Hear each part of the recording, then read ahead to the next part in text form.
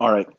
So Luke, my question is, why do you keep like incessantly with this very negative tone going back to like, oh, these delusional people, they're not in touch with reality. Like you put it in a neutral slash kind of harsh way. You're not framing it as like, oh, well, these people are, victims of their circumstance or da da da. It's kind of has this like I kind of get this inference of this kind of like Jordan Peterson bootstrapsy type approach to it. And I'm curious, like, why do you keep harping on these people? Like you talk so much more about like, oh, this is how these people are delusional. This is this type of delusional person. No, this is why the marginalized losers are delusional and need to, stop being delusional or whatever. But it's like you never really talk that much, or at least I maybe this is I just tuned into certain shows, but you don't seem to talk that much about like the solutions or like like even really the tragedy of these people. It seems almost like you're castigating them. Oh, mate, I think I talk about solutions all the time. The solution is that you stop thinking that people outside of you are the problem. So the form Yeah, but is exactly. That's what I'm saying. That's a bootstrap. Like, do you think that that is even necessarily always the right solution? Like I just feel like also it's just kind of like, it's like, okay, so let's say there's someone who's like kind of delusional or hypocritical or whatever. But I think first of all, a huge portion of people are.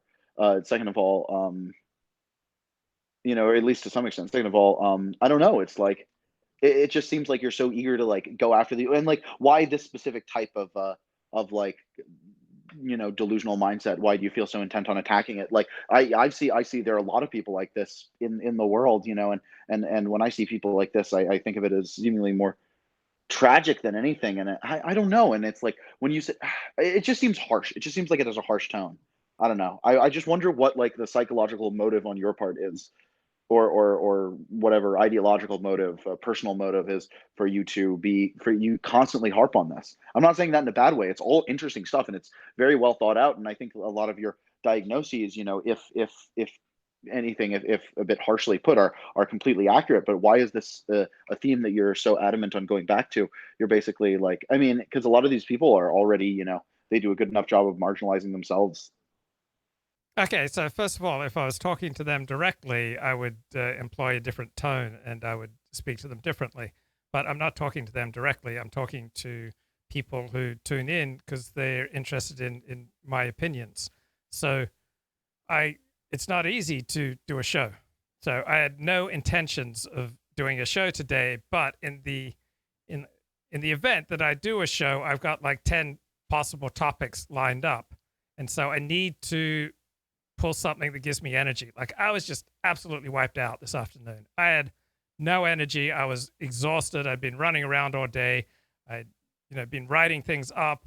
I had been making money, meeting my responsibilities, getting Apricot Sky digitized, just absolutely flat out exhausted. I'd streamed 3 times yesterday, done about 6 hours of live streaming yesterday. I had a mediocre night's sleep. So I'm wiped. And Laponius sends me an email at 3:09 this afternoon saying, bro, that's all it says. And so I was, Laponius, he needs a live stream. I ought to get up there and do a live stream. And so then I look at the topics that I have to possibly discuss on a live stream. So I look for something that interests me and something that amuses me, something that will give me strength and energy, and something that might be useful to people. So I just watched this Yeah. So documentary. why delusional people are delusional losers? That's what brings interest and strength to you. I just watched this documentary. And so it's just a classic case. The documentary is making the case that Australia's sporting bodies aren't providing enough support for their ex athletes when they leave being professional sportsmen and try to enter the real world. And it's just so easy, right? So I could, let's say I wanted to go into a batting cage, and I could go into a batting cage and I could try to hit a golf ball. But I could try to hit a golf ball being thrown at me at 100 miles an hour.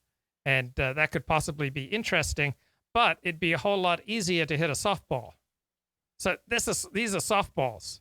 Like this documentary is so classic.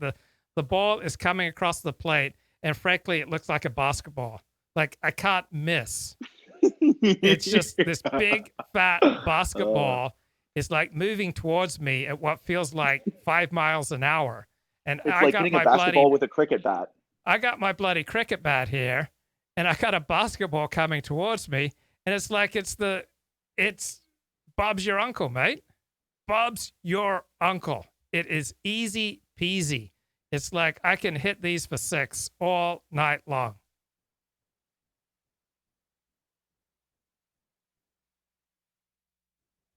No, no, I agree. Hold on, Harry. Sorry, I agree. I agree. You're right. You're right. And it's always good to see you talk about this stuff. If anything, slightly unnerving, maybe because it hits too close to home for me, for my own delusional, disconnected with reality self. But the optics of it are basically just like zooming out, like so, like Luke Ford live stream comes on. I click it like maybe like one out of every 3, 4 live streams of yours. I see it, I click. At the very least, sometimes whenever it's one out of every two. Watch it for at least a minute or two, and like I'd say like 30% of the time, or possibly more, when I open the Luke Ford live stream, you're going in the same like castigation of the delusional, like again and again. Like you open up the Luke Ford show, and it's maybe not a coin flip, but it's like a dice roll as to whether that's what you see. It's like this is a very I'm really more wondering about like you. Okay, so this is a softball for you, right? Like why is this like a comfortable topic for you to talk about? Because even if it is something like I don't know, like I'm just curious. Like I'm not saying that it shouldn't be a comfortable thing for you to talk about it. It's just a recurring theme. It's a motif that I've noticed. Oh, because I guess I'm talking to myself. So I had to go through pretty dramatic transformation in the past 4 years. I realized that I'd been living out of reality, that I was not living life on life's terms. I was not accepting reality. I was not accepting the reality of people around me. I was not accepting the reality of myself. And as soon as I came to acceptance of reality, my life dramatically transformed. And also, I devote a tremendous amount of time off air working with people in this area. I have about a dozen sponsees. We go through the big book. Whoa. We go through the Joe McHugh book, The Steps We Took. We go through other literature, and much of it comes back to learning to accept life on life's terms. And that makes a Beautiful. big difference in so many lives that I've seen transformed by these insights, including my own, that I suppose that's what gives me energy and inspiration to do a live stream. Also, we all have to kind of find a niche. So Kevin Michael Grace is going to choose, eight interesting news stories for today and provide commentary on them. I just don't have that. That's not my thing. JF Garapi is going to do a show where he picks one or two. I haven't watched JF for a while, but I presume he's going to pick some news stories or some scientific story that's of interest to him, and he's going to build a whole show around that. I'm going to probably choose some story in the news and then look for some spiritual insights that I might be able to offer. So I'm not going to out Kevin Michael Grace. Like, he's got his thing, what he does. It's he's far better at what he does than I can be at that. And JF has what he does, and JF is better at his thing than I am. I do what I do, and that is to take what I spend much of my real life doing, helping people learn to accept life on life's terms, and then translate that into some items from the news of the day. So I just watched this documentary, felt great pleasure. I love listening to these Australian accents. I love Australian sports. I love sports in general. And it's just like a big fat basketball slowly coming towards me. And I got the sturdiest cricket bat in the world. And I know that I can say some things that will be important, that have the ability to transform people's lives, and that when this show is done, I'm going to feel good about it. And I know when I walk down the street, I run into people who watch my show at times.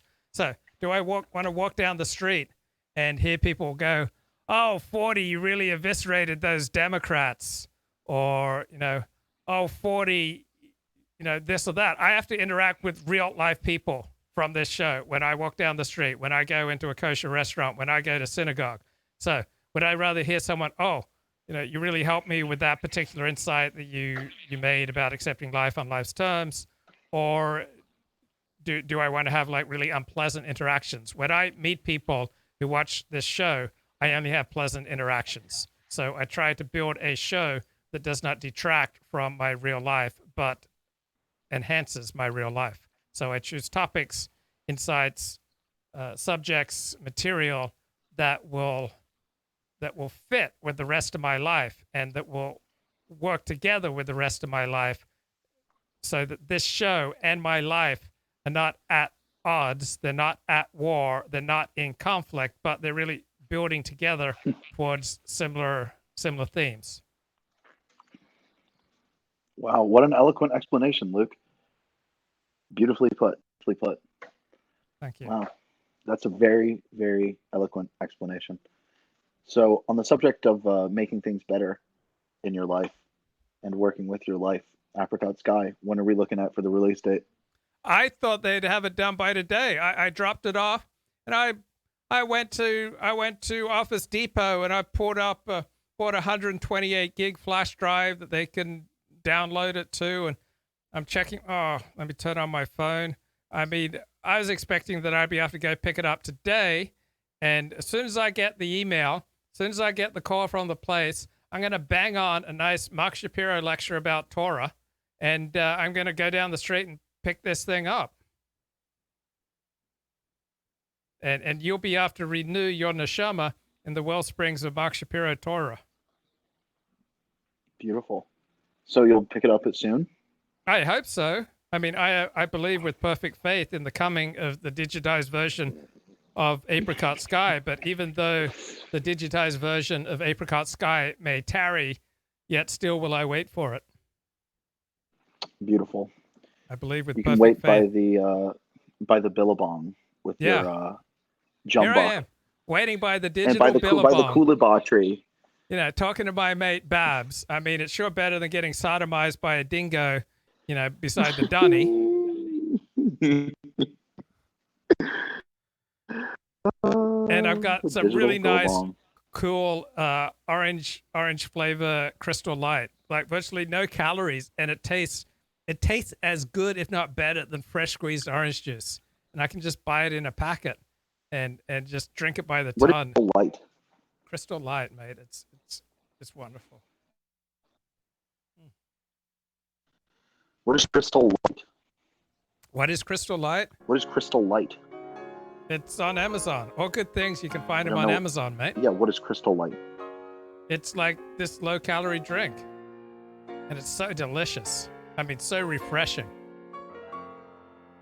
I mean, you can stream all day, and there are downsides to streaming. Not every stream, goes great, but I tell you what, a bad day streaming beats a good day's working every time.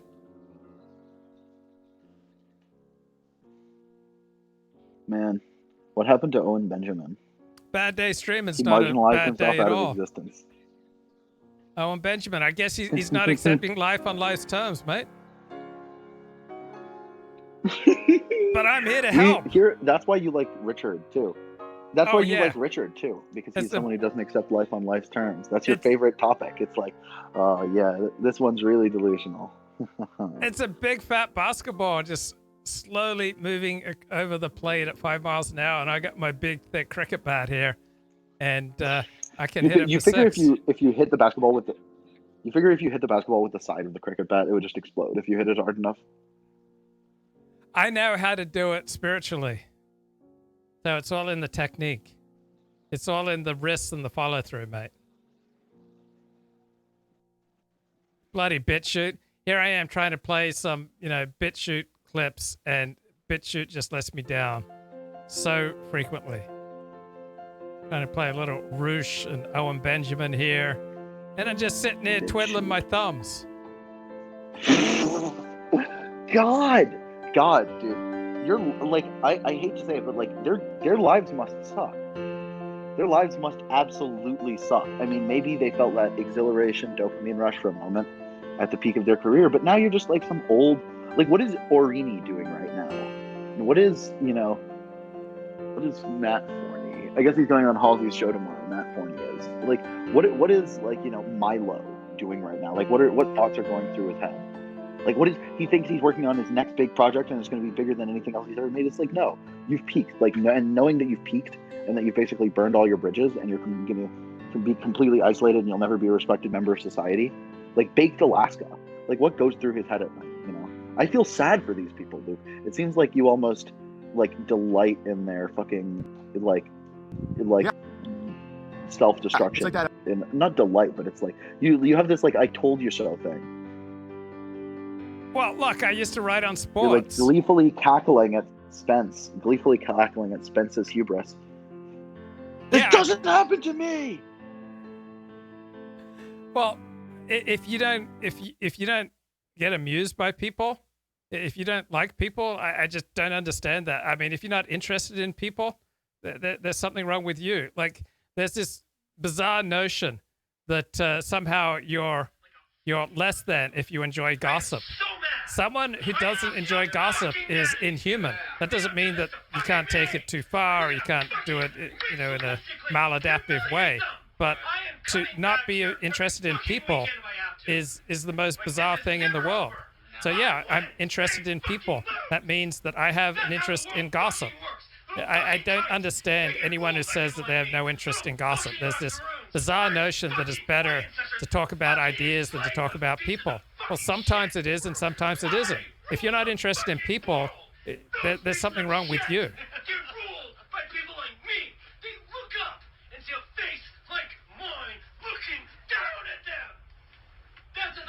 Oh, I'm very interested in people. I like to like gleefully watch people like self-destruct.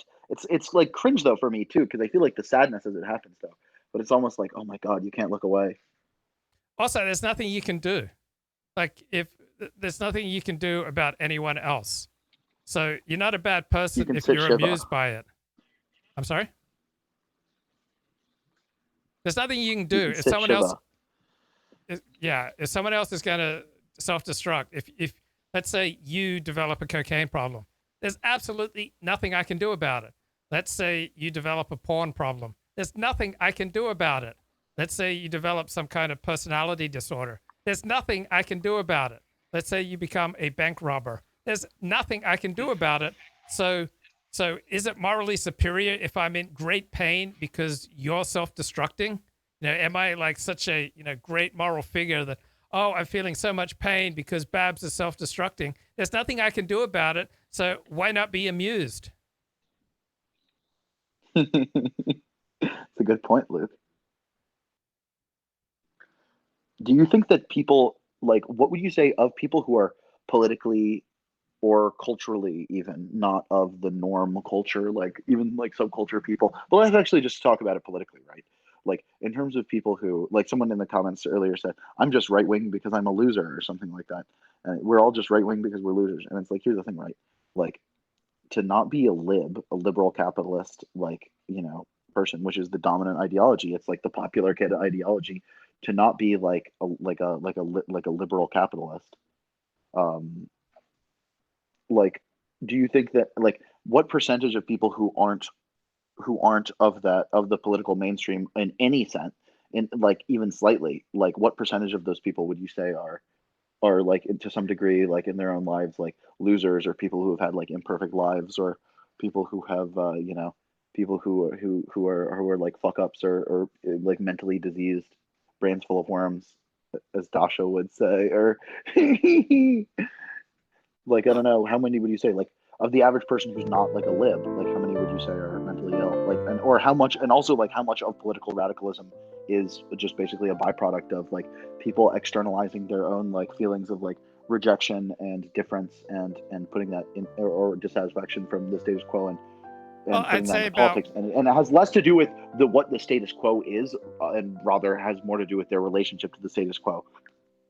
Okay, something probably less than 10%, probably definitely less than 10%, probably less than 5% of people can form a coherent political ideology.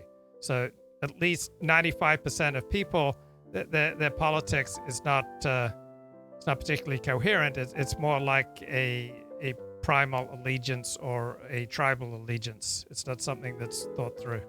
Now, if someone is overly invested in politics, then and it's causing them great unhappiness, then they've got a maladaptive obsession. So they're probably trying to get away from something, to instead of dealing with pain in their real life, they'd rather distract themselves with politics or with porn or with video games. So people do the best they can. Like, I'm not standing here, like beating myself up because I directed a porn movie. I'm not standing here beating myself down because I've said inappropriate things at rabbis' homes. I'm not standing here beating myself down because, I was quite the swordsman in West LA in the 1990s. Like, I did the best I could to meet my needs with the tools I had at my disposal at the time. So I don't beat myself up because I've been a porn addict. I don't beat myself up for being a sex and love addict. I don't beat myself down for being a debtor, for getting in over $50,000 of credit card debt. I was doing the best I could with what I had at the time. So I'm not beating down these people that I'm talking about. I'm not beating down Richard Spencer or Roosh or Owen Benjamin. They are doing the best they can to meet their needs with the tools that they have at their disposal. Like, did these people ask to have these personality disorders? Did these people ask to have, Yeah, the tools they have at their disposal, like cocaine and staircases. Well, I mean, who among us can say that he hasn't taken advantage? Right? If you let people take advantage of you, people will take advantage of you.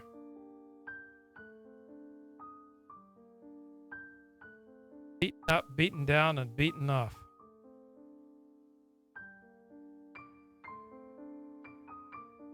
Yeah, man.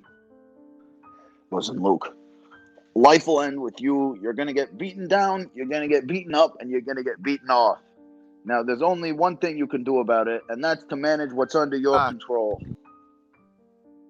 It's like that movie. Word to the wise. Don't stress about it.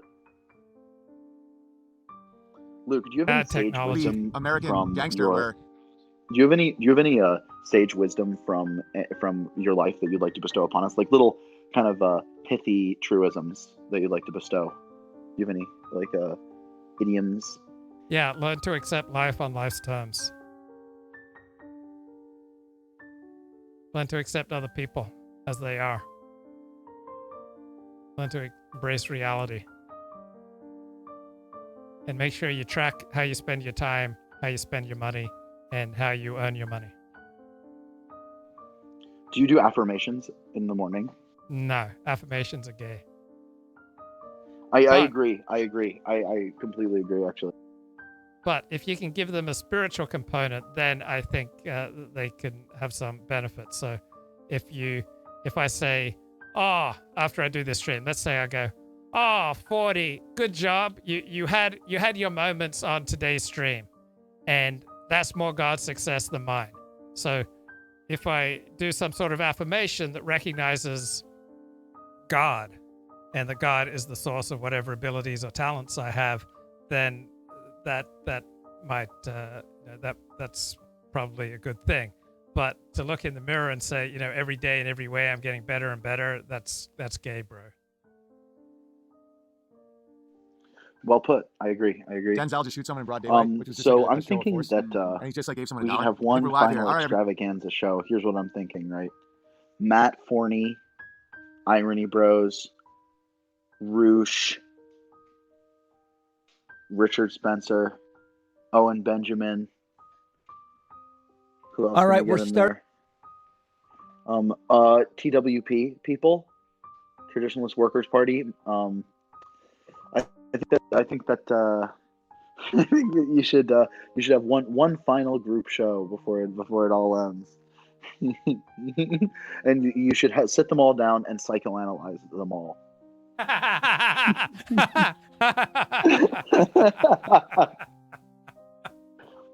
And whoever can take it for the longest before they rage quit out of egoistic tantruming wins and gets to get a $50 donation or something. Donation. So which aspects of life do you have the hardest time accepting, Babs? all of them.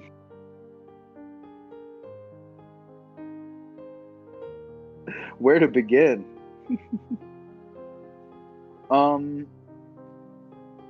Just control. I think that's the biggest thing is like, there's always, even you could, as an individual person in a world with scale like there is today, everything is out of your control. Everything is out of your control. Even if you're Jeff Bezos, there are still things that are completely out of your control because everything just takes place on such a huge scale, and the world is dominated by colossal institutions.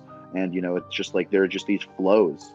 It's like, and it's you feel powerless the more you look out, and you need to coming to terms with the fact that yes, you can, if you work hard at it, or play your cards right, you can grow to have more power to affect the course of your life and things that happen to you. And you can even if you really work at it, you can get the power to sort of change even how like people in your vicinity behave and treat you and act towards you, and even enact your will on like a small local level. Like I mean, you can like the Jeff Bezos example, like he can reach out there and touch the world. But the thing is, like, most people are never going to be able to reach out and touch the world to the extent that they would to the extent that they would be able to really gain control over a lot of aspects of their life. There are still many things ultimately outside of their control. So I think that something that I struggle with, and something that a lot of people struggle with, is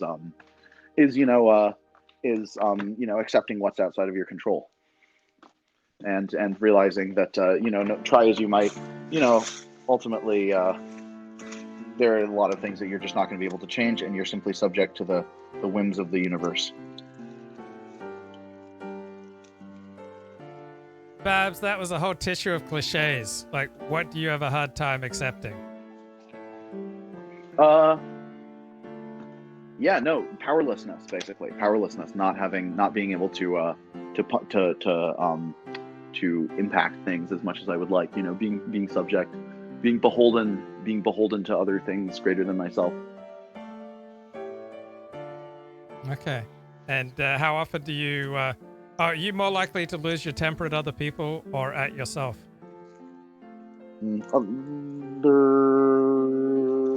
Other people. And what traits in other people are most likely to cause you to lose your temper?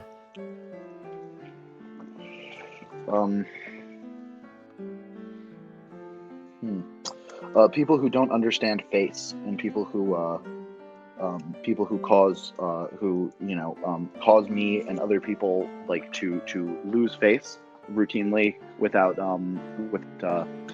seemingly like either intentionally or out of pure apathy or like lack of social grace, basically. Now, I'm going to assume this is mainly people who are under 40, because usually people over 40 don't intentionally make other people lose face. Yes, people who are over 40 don't make people lose face a lot. You are correct. It is mostly young people. A lot of them simply don't know. Yeah, I remember when I was... I think it's a lost skill, honestly. I think it's a lost skill. I think that a lot of people, maybe people learn this with age, but I don't even know if a lot of the people who are, in my generation or a bit older or a bit younger are ever going to really pick up on it. It's very easy to understand, but I feel like some people really struggle with the concept.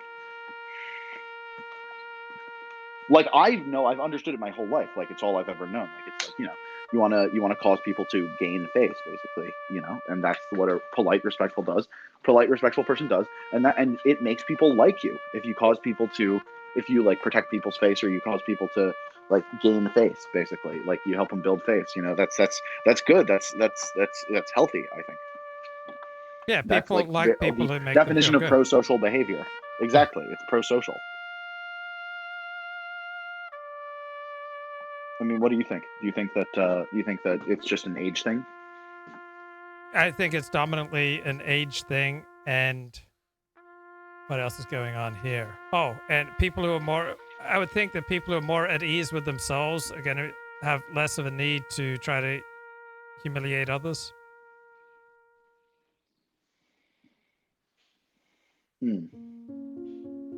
Yes. I mean, it seems that way. I feel like there are a lot of people who who really just either don't get it or are almost like malicious. But I guess it does come from a place of like brokenness or something. Can you give me some examples? Any examples? Oh, okay. Ooh, I'm not good with examples. Hold on, let me think to like the most recent example in my life. Well, hold on, I'm going to chew some garlic. Okay, so I'm thinking about a guy who, after Biden was elected, love to say, oh, all you Trump supporters, you're going to the camps. We need to re-educate you. I mean, this guy who I see fairly frequently, he likes to talk about how he hopes all Republicans die from COVID. It's just constant abuse of anyone who's a Republican. And what does this have to? This has to do with losing face. Yeah, you're getting abused in front of other people, saying that. Oh well, yeah. Not many people enjoy being abused. Indeed. I mean, there are times when. Let me see. Hold on one second. I guess it's just like being undermined, right? So it's like, let's say you're introduced to a new person, right? And someone is like, I guess, hold on. Bloody hell. Someone is kind of usurping that interaction, like you're taking it seriously and they're not, they're not on the same mode as you. Like, let's say you're making like a serious introduction to someone, and the other person is like cracking jokes about you, or like it's a serious like business person, and your buddy is just like, yeah man, whatever, and when you call him out, and he's like, because it's like he's like telling a story of that like embarrassing thing that you did that one time or something, like in front of like, and it's like, dude, like, come on, man, like, why are you pulling the rug out from under me? Like, you're making yourself look bad and you're making me look worse, and it's just terrible. It's a terrible look when the guy's like, oh yeah, whatever, man. Like, some people are just flippant, and it's like, I think amongst men, like today, like a lot of like guys, it's the cool thing to do occasionally to like rib on people and cause them to lose face, but it's like you have to know the time and the place for that stuff. Or here's another example, right? Like, owning a small company, right? Like being like, let's say my like business partner, co-founder, and we were in front of the employees, and he calls me out and he says like, no, that's stupid, like, what are you doing, like that's horrible, that's a terrible decision, like, what are you talking about, da, da, da, da, like, etc. Like, I just got undermined right in front of the employees. That's terrible for morale. That's terrible for me. It makes me feel like shit. It makes me feel like a dumbass. And now the employees respect me less. So it actually, like, functionally speaking, makes a big difference in terms of my quality of life and my ability to execute when it comes to my career. You know what I mean? Like, you can't get anything done if no one respects you, no one takes you seriously. You have a situation where there's like, where it's like the real boss, and then there's this schmuck, and then employees, follow suit. And start thinking the same way. So that would be an example of a situation where you lose face, and someone causes you to lose face. That's a great one, because I found in my experience, people always choose the sword that they think will be the most painful or damaging, like when they want to rib me or humiliate me, and they always choose the thing that I haven't come to peace with myself. They always choose the thing that I haven't come to accept myself. So when I was struggling to complete my conversion to Orthodox Judaism, that was the go-to sword that people would use against me for years. Then people would use against me that I'd once directed a porn film, or that I'd written on the porn industry. But something really interesting happened. As soon as I came to peace with, I wrote about the porn industry for a decade, but I came to peace with it. I was at peace. I accepted that I had been doing the best I could with the tools I had at the time. When I came to peace with, yes, I once directed a porn movie, not just accepting it cognitively, but really at peace with it. And when I came to peace with, it was difficult and great struggle to complete my conversion to Orthodox Judaism, people didn't choose those things anymore. So I used to go to therapy and say, what could I do about this guy? He's always trying to humiliate me by bringing up these embarrassing things that I've done in the past. I need to either cut him out of my life, or I need to just like cut him down to shreds when he does this to me. And my therapist said, why do you need to do anything? So it turned out that for all the people that used to humiliate me, it virtually completely went away, at least in specific areas, as soon as I came to peace with myself, as soon as I came to accept myself and for what I'd done. Then I no longer gave any charge back when people tried to humiliate me, because I was at peace with who I was. I wasn't distorting who I was. I wasn't living in illusions about who I was, and I wasn't insecure about who I was. And so they couldn't get any charge. So in my experience, people only do that kind of humiliation, generally speaking, if they see how negatively it affects you. That if you react in a certain way, they get a payoff.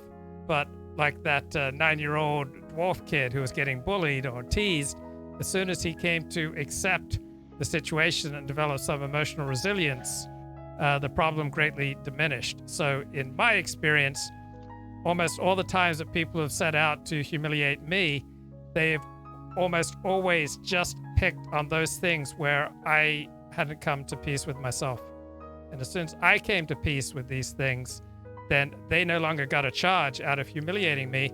And that topic that they'd been beating me down with for 10 years just seemed to slip away.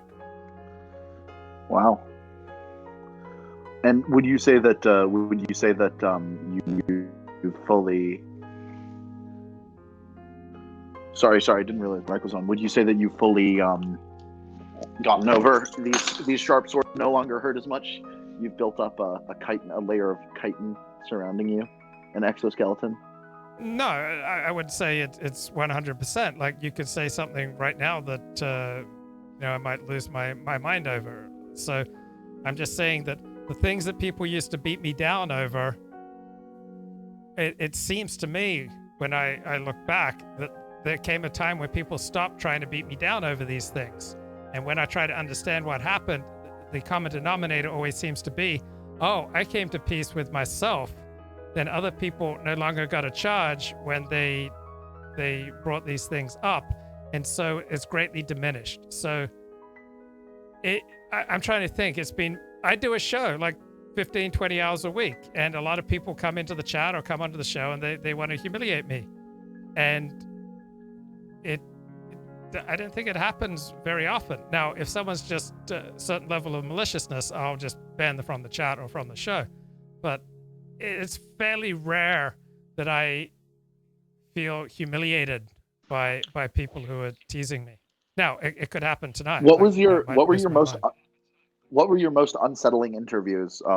Like what got you rocked you on an emotional level? Was it Age of Treason?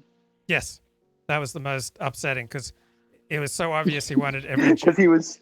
Wait. Let me finish my point. And let me finish my point. He obviously wanted every Jew in the world dead. I'm not sure anyone else that I had spoken to had wanted every Jew in the world dead. He wanted every Jew in the world dead. Yeah, I found that unsettling. And for all those, but there are lots of morons. Let me finish my point. Jesus Christ. So, a lot of people, react to that as like, 40. Why didn't you have equanimity? Just because the dude wanted every Jew in the world dead. Like, why were you so sensitive about that? Well, it's one thing to say that, hey, you shouldn't get sensitive about something, and it's another thing to experience it. So I remember another time I kind of lost it when Kevin suggested that one measure of patriotism was participation in the armed forces, of which Jews in America, they participate in the American armed forces at a really low rate. And I had a strong reaction to that. I kept coming back at him. I got triggered, and then I needed a day or two to kind of work it through, and then I was no longer triggered by that particular discussion. So it's very easy to be on the sidelines, go, 40. Why would it bother you that someone wants to slaughter every Jew in the world? It's quite another thing to be hosting a show, be checking audio levels, be checking visuals, keep an eye on the chat, maintaining, questions and comments prepared in advance, and at the same time, getting slammed by things that, it can throw you. Pass.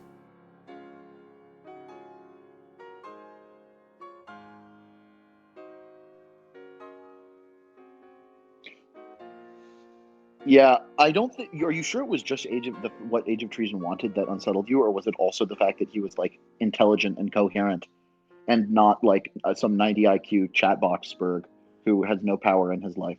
Like he's some guy with like kids and a Jewish wife and like I assume like a decent upper middle class engineering job, right? Yeah, but he didn't say You know, anything he, that I thought was remotely, that I had heard before. It was another frustrating thing is that he would continually interrupt me. So I am, I'm really gracious to people who come on the show. I very rarely interrupt people, and yet that was with Adam Green. I could not articulate a thought without that guy interrupting me. Like he would pose a challenge to me. He'd take like 3 minutes to pose a challenge to me. I would be 10 seconds into my response and he'd interrupt me. So I find that that's part of reality that I have a hard time accepting. I find it obnoxious, and there weren't any arguments by Age of Treason. It's like, oh, there's a perspective I've never thought of. I thought, and people can listen to it. It's on SoundCloud. There's nothing that he threw at me as far as ideas, as far as scintillating intellect that like knocked me back. It's just, as I recall, he could not answer any of my challenges or any of my questions. It was just, he just wanted all Jews dead, and what do you do with that? There was no fruitful room for a discussion. It's just, I hate Jews no matter what they do. That's his attitude. No matter what Jews do, he wants all Jews dead. And so, what kind of conversation, what kind of show can you get with someone like that? It's very difficult, and so I found it annoying.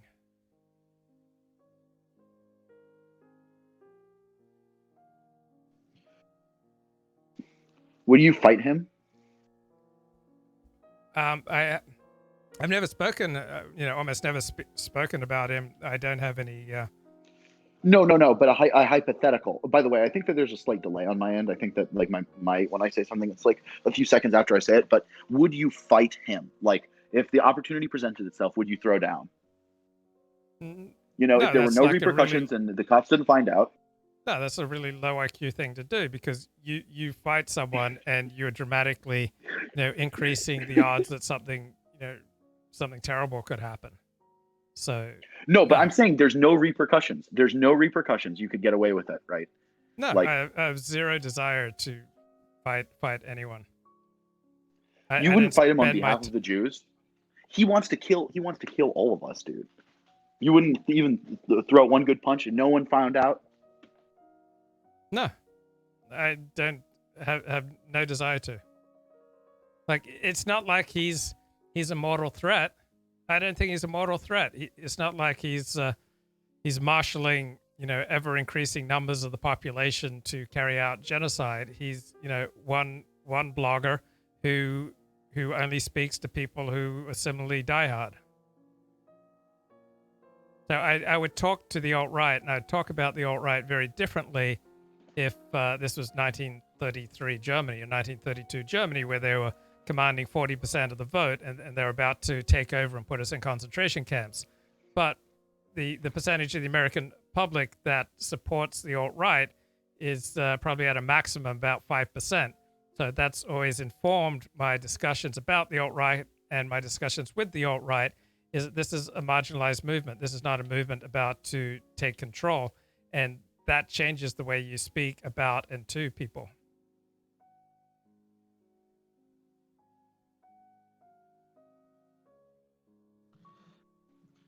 Would you shoot baby Hitler? I've never thought about it. I don't spend times with this kind of. Sorry for the horrible laugh. But actual question. Someone asked me that a few days ago, and I know it's like a classic question, but I'm curious to hear what your thoughts are. Yeah, I don't really what have about any baby thoughts on Richard it. Spencer? But I do have a pretty negative attitude towards people confirmed in childhood for committing crimes, like some kid who tortures animals, right? I would like to keep that person separated from wider humanity. Kids who steal, kids who commit crimes, I would very much like to keep them separate from decent people. On the other hand, Hitler did not do anything that could be conceived of as evil until he took power. So he was not a juvenile delinquent. He did not go around torturing cats. He did not steal. He was a polite young man, and he did not have like a track record through his childhood and into his youth of antisocial behavior.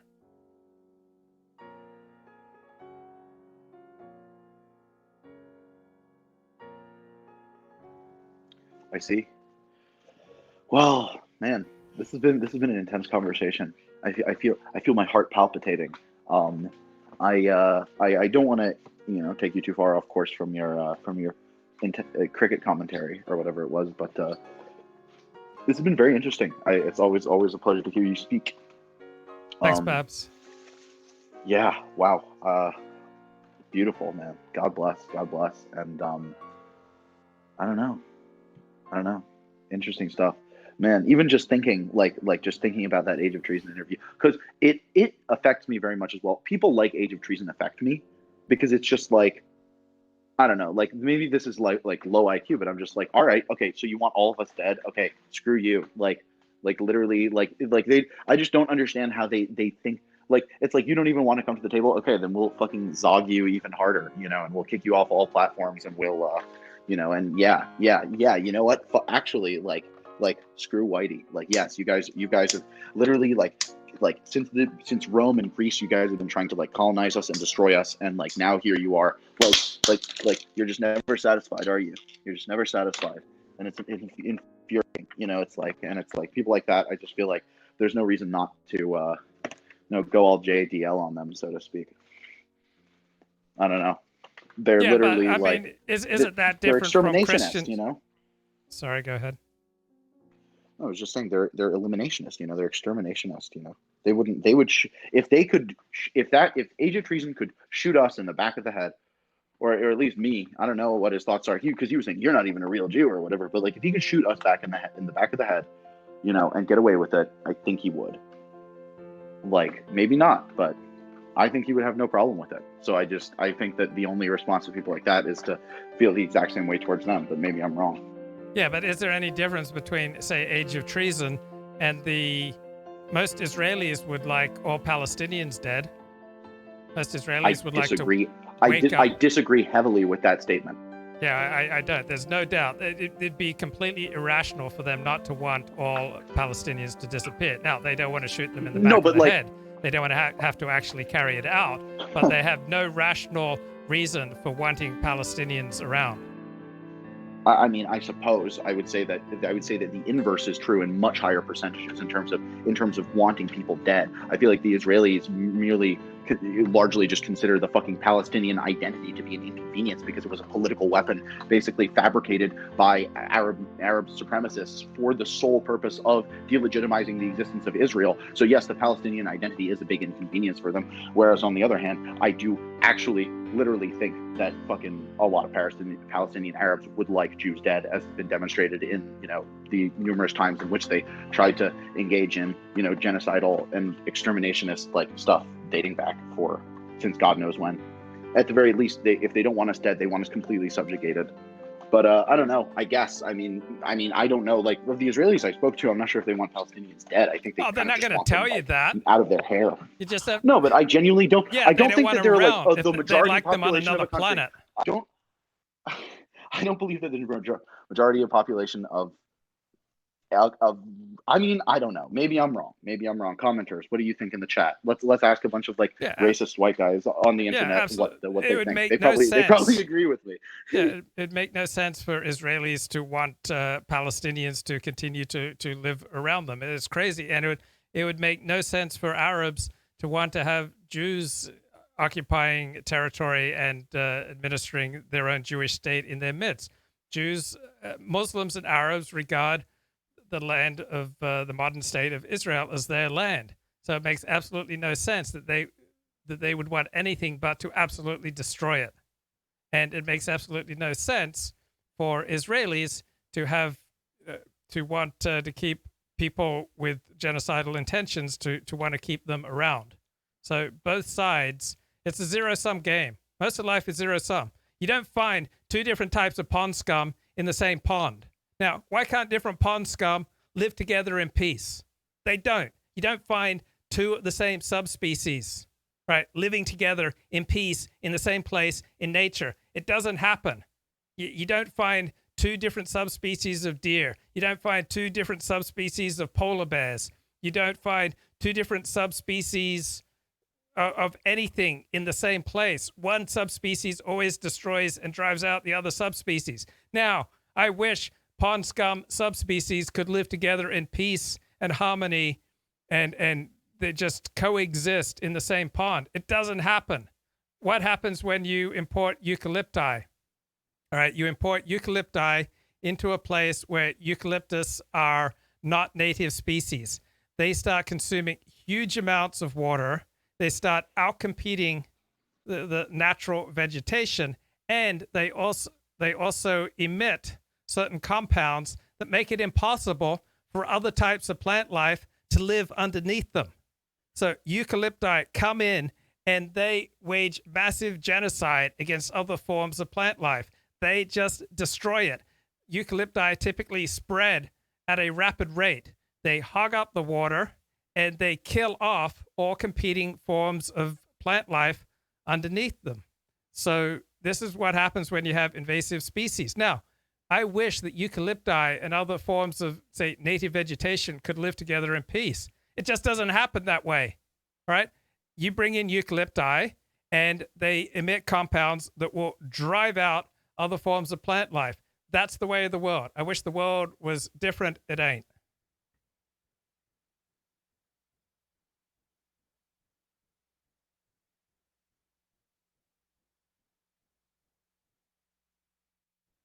I think that I've heard that spiel before, and I agree. I agree, and I think that that's why strong fences make strong neighbors. Da da da da da. That's been like my whole spiel for like years. Like, yes, I completely agree with you, but I'm not sure if I agree with you taking things to their logical end conclusion. And I don't think at the end of the day most people harbor murderous intent in their hearts, regardless of ethnicity or history. I mean, maybe I'm wrong. I mean, there are instances where it boils over, like Nazi Germany, Hutus and the Tutsis, Arabs and Jews, da, da, da, da, But I don't know. I agree with the premise. I'm just not sure if I take it like extrapolate it to its full logical conclusion in the same way that you do, in the sense of like, I don't know, people walking around thinking like, oh well, I wish all these people were dead. You know what I mean? I think that there's a large gray area before that point. Like, does America wish that did America wish death upon China, which I would conceive to be America's like largest ally, largest rival? I don't know. Well, granted, Chinese the America-China situation, that big of they're a not threat. over here. Yeah, They're not over here. And I don't know why on YouTube we can't honestly discuss the eucalyptus question. Like, why is it that YouTube maintains this complete wall of silence about the eucalyptus question? You can't even get a good discussion of the eucalyptus question in the New York Times or in CBS News. All our elites meet the eucalyptus question with this wall of silence. What are they so afraid of? Guess what? Different forms of plant life have different interests. Sometimes those interests clash, and sometimes one form of plant life wipes out other forms of plant life. We've got these invasive species. They come in, they devastate the native habitat. They kill other forms of plant life. They take over. They suck up all the good water. All right? They suck up the sunshine. They emit compounds and just lay waste to other forms of plant life. They take over more and more natural resources, so that the native plant life in many areas is just completely devastated by these invasive species. And yet we can't talk about it on YouTube. Why can't we have an honest discussion about the eucalyptus question? Well, because first of all, eucalyptus has increased GDP. All right.